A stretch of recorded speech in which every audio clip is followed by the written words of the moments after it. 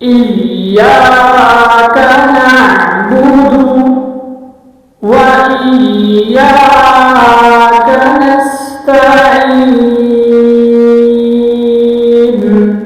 آج ہم سورۃ الفاتحہ کی چوتھی آیت کا اجرا کریں گے۔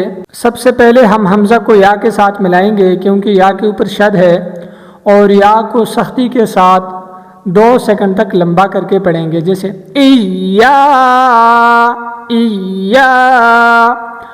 کاف باریک حروف میں سے ہے، کاف کو باریک پڑھیں گے۔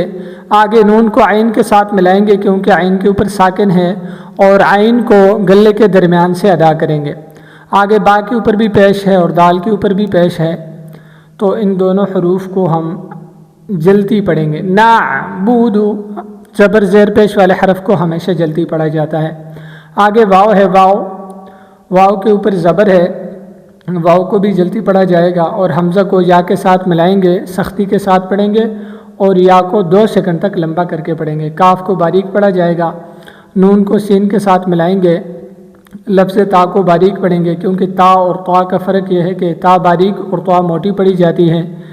عین کو جب یا کے ساتھ ملائیں گے تو یہاں پر ہم اس کے اندر، یہاں پہ تو ویسے حروف مدہ کا قاعدہ جاری ہو رہا ہے، لیکن جب ہم نون کے اوپر وقف کریں گے تو یہاں پہ وقف عارض للسکون بنے گا، یعنی وقف عارضی ہوگا، تو اس لیے یہاں پہ 2 سیکنڈ سے لے کر 6 سیکنڈ تک ہم یہاں پر لمبا کر کے پڑھ سکتے ہیں، یعنی یہاں پہ ہم طول کریں گے، جیسے ایاک نعبد وإیاک نستعین۔